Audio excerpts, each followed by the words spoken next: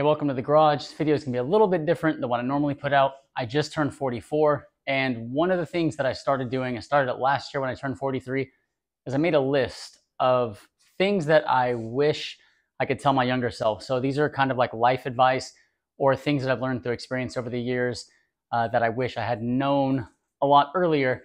Of course, without the life experiences, you can't learn these things. So there's no way to have known them. And so my real reason for doing this was kind of a mindfulness practice. Like I woke up in the morning on my birthday and I just wrote down these things, kind of talking to myself, things I wanted to meditate on. And then I posted them in social media. The feedback was very, very good. They resonated with people. So this year when I turned 44, I thought, a lot of these things are still very much applicable to me. But over the last year, there's a few that aren't, and a few new things that I really want to think about. And so what I did is I updated the list for my 44th birthday, and I'm going to go ahead and look at it again, meditate on it, and update it again for my 45th, and so forth. So every year I'm going to share it with you guys. So this is the first time I'm sharing it on YouTube. And now that I'm 44, my memory is totally shot, right? I can't remember this stuff. So I'm going to look at it and read them to you one at a time. And what I would love for you to do is in the comments, let me know which of these things resonates with you. Now on YouTube, I have a younger audience than I do anywhere else on social media. So I know some of you guys watching this are probably in your 20s, early 30s. And so I've been where you are. I've learned some stuff. And I think some of these things will apply to you. And if you really just think about each one for a minute and the ones that stand out to you, if you just kind of internalize it, meditate on it for a minute, maybe I can help spare you a little bit of grief or avoid some common mistakes. And a few of these things are fitness related, but most of them are more life advice, proverbial, kind of like little proverbs. So anyways, here we go. They're not in any particular order except number one. Number one is spend more time with your brother. He's your best friend and he's gonna be gone way too soon. I'm gonna try not to choke up as I do this, but my older brother, one of my older brothers, he was 50. 2 years ago he passed, and I was super, super close to him. He was like a father to me. And so, yeah, you don't know how long you have the people that are in your life. And he and I talked all the time. We texted all the time, but it wasn't enough. And I don't think any amount of contact could have been enough. But if there's somebody close to you, don't take it for granted. Make sure you reach out. Make sure you let them know that you love them, because life's crazy and they could be gone way too soon. All right, now, number two, don't buy the $100,000 car. It's not worth it. So when I was 25, about to turn 26, I bought the first BMW 6 Series when they brought it back around that time frame. That's 2004 maybe. Anyways, around that time frame, they brought the 6 Series coupe back. I thought it was awesome. Had a job in finance, doing really well at the time. And so I went and bought this car, drove from the dealership straight to the customization shop, had the grill blacked out, had new wheels put on it, blacked out. And so total, it was over 100K. And I love the car. The car was great. Don't get me wrong. It's super cool to have a nice car when you're young like that. But this is 20 years ago, and the monthly payment was like $1,500. And so once I had that, and then, had a little bit more life experience as I got older, I look back and it was a colossal waste of money. I would never do it again. And I haven't done it again. And so, my advice, there's nothing wrong with a very nice car. If you're a car guy, if you can easily afford it, there's absolutely nothing wrong with it. But for me, that purchase taught me that I value experiences a lot more than I value stuff. Number three, go on more great vacations. You value experiences more than things. So this goes along with that last one. I've gone to Hawaii a few times, taken my family different places. I've never once regretted going on vacation, spending the money. I've never regretted going out to a nice dinner with my family or going and experiencing things together. People are only around for a certain amount of time. You don't know how long that is. Enjoy it. Have great experiences. Number four, make yourself write things down. It's the only way things won't slip through the cracks. Now, this is very, very true for me. I didn't put this on last year's list. When I scrubbed the list between last year and this year, this is a new addition. If I don't write things down, things slip through the cracks. I can't remember everything. And so I highly suggest doing that if you're similar. Number five, lifting only was a mistake. Keep the cardio up. Now, I don't think you necessarily have to go do a bunch of cardio to be healthy. So if you hate cardio, as long as you're physically active, that's by far the most important thing. In fact, just going from sedentary to generally physically active is like a 50% reduction in mortality risk. With that being said, I found that as I've gotten older, I actually am enjoying cardio where I used to hate it. And I do notice that my work capacity when I'm strength training is higher when I'm also performing cardio. And I only do 2 to 3 days a week of cardio. It's only like 30 to 35 minutes at a clip. I'm not out running marathons, just nothing crazy, but I do feel better, have more energy when I'm doing cardio. Number 6, forgive your parents now. You waited too long. Growing up, my parents weren't the best. There was some addiction issues, poverty, and things were fairly bad. My grandmother, I went to live with her when I was around 11, and then I primarily stayed with her until I became an adult. My parents ultimately cleaned up and got sober and all that. But I harbored, I mostly forgave them, but I kind of harbored a little bit of resentment. Harboring resentment doesn't really help you in any way. It just hinders you. So I wish I would have done that sooner. Number 7, visit grandma more. She won't be around much longer. So my grandmother was an angel on earth. She was an incredible woman. I used to take my daughter there to see her a lot when my daughter was younger, but not as much as I wish I would have.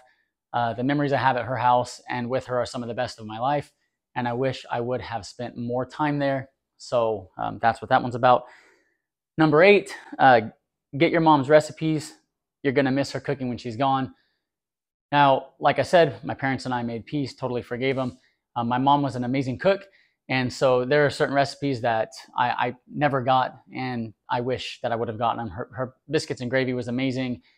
She's Southern cooking. It's not the healthiest thing in the world, but there are several recipes I wish I could make on occasion and I can't. So, if your mom's got something special that you want to make sure you know how to make, get that before one day she's gone, because that day will come and it'll be too late. Number 9, there's nothing good waiting for you outside after 10 p.m. Go home, not to the club. Now, don't get me wrong. There's nothing wrong with going out and having a good time when you're younger. But there are a lot of days where I went out and wasted a bunch of money. And I understand it's an experience, but looking back, I wish I would have not done half of the stuff that I did do. And so that's number 9. Number 10, you have 2 ears and 2 eyes, but only 1 mouth. Listen and read to understand, not to respond. This is new to the list this year, and it's something I've been working on for the last year or two. Especially with social media, it makes it hard. Like, you read something and something stirs an emotion and you want to fire off a response. This applies to people, like in your relationships with your wife or your significant other. But I really want to try to be more intentional about listening to understand and thinking before I respond. And I think that leads to better communication, less stress. And so that's one of my big ones for this year. Number 11, you don't need to carb up for 45 minutes of exercise. So when I was younger, I would do the intro workout. It was dextrose, then maltodextrin, and then cyclic dextrin, all this stuff. You don't need to go guzzle a bunch of carbohydrates during your workout. Just have carbs before and carbs after if you are on not on a ketogenic diet, and that's perfectly fine. So just eat your normal meals, work out in between. You don't need a bunch of extra carbohydrate. You're going to be fine. Number 12, focus on mobility and fluidity of movement, not just strength training and muscle mass. When I was younger, I very much was just pursuing strength and muscle mass. Even though I exercised through 4 ranges of motion, I started to have some low back pain. I sat a lot with an office job, so my hamstring mobility wasn't the best, and my shoulder mobility wasn't the best. And so not doing any specific mobility work was a problem. As I've gotten older, I added more either specific mobility work back in or strength training movements like the Cossack squat that go through a specific range of motion deeply to help improve mobility. So that's one of the things that I definitely would do better. Number 13, don't argue with strangers on the internet. You aren't changing anybody's mind. Plus, those are precious hours you'll never get back. So I had to go visit my brother and say goodbye before they took him off of life support. And on the way down there, it was like a 2-hour drive, 2.5-hour drive. So I had a lot of time to think. And I just thought back to arguing with people over social media and what a colossal, stupid waste of time it was, and how I could be gone tomorrow. And every minute that I spend arguing with strangers on the internet is an absolute waste of my life. So I don't do it anymore. And I suggest you don't do it either. Number 14, helping other people is how you'll help yourself and find your purpose. Chase that and not money. Now, there's nothing wrong with wanting to be paid for what you do. Obviously, we all have to make a living. But I like to teach. I like to help people. That's really where my passion's at. And so pursuing that has helped me to be a happier person versus making choices just based off, where the money's the highest or how much you're going to get paid. Number 15, you hate morning workouts now, but you'll adjust, and they're the key to consistency. So I used to go to the gym in the afternoons after I got off work. I loved it. It was like the perfect time. But then we started having kids, my wife and I. And once we had kids, that went right out the window. It was almost impossible. And there was no consistency in what time I would work out. And so it was kind of frustrating. I started ultimately waking up at like 5:30 in the morning to get my workouts in before I started the day, before the kids were up and all that. And the first month were rough, I'm not gonna lie. But once I adjusted to it, I ended up actually preferring it. It's a great way to start your day. You feel amazing for the rest of the day. And it was the secret to being consistent. Number 16, how much food you eat impacts how you feel and perform, but so does food quality. Cut most fast and highly processed food out of your diet. When I was younger, even though I wasn't fat at times, I would eat quite a bit of fast food, quite a bit of low quality food. You can totally eat that stuff within moderation and still have a good physique. And you can eat some fast food and be perfectly healthy. I'm not trying to fearmonger or scare anybody, but as I've gotten older, I've put more of a premium on food quality and trying to eat high quality food the vast majority of my meals. If I'm traveling or something like that, I don't mind, not everything's gonna be the highest quality food possible. But just in general, higher food quality, cutting out the junk, I just feel better. Number 17, leave work on time. Your productivity is crap after that many hours and you're just spinning your wheels to look like a hard worker. So I used to be in finance, then I managed a chain of retail stores. And one of the things that would happen at times is I would not use my time efficiently. I would end up staying way later than I had to stay. And so I'm working extra hours. And yeah, it looked like I was a hard worker, but in all honesty, a lot of it was just not using my time efficiently. I could have been home sooner, spending time with my family. Looking back, I would have stayed focused, used my time better, got the heck out of there, and spent time with the people that I care about instead of sitting at work. Number 18, eat less frequently, not more frequently. So when I was younger, 4 to 6 meals a day, spaced out evenly, yada, yada, yada. If you're not weighing and measuring all of your food, the more times that you eat are more opportunities for you to overeat. And so it was much harder for me to just stay lean somewhat effortlessly when I was eating more meals. These days, I eat 3 meals on most days. It's very easy for me to stay lean. And so I would definitely focus on eating fewer larger meals versus more frequent feeding of smaller meals. Number 19, stop escaping into video games, level yourself up and not your character. Now, let me preface this with saying it's totally okay to play some video games. It's not that I'm against playing video games. In fact, I still play them once in a while. It's just that earlier in my life, I was playing them disproportionately to doing things to better myself.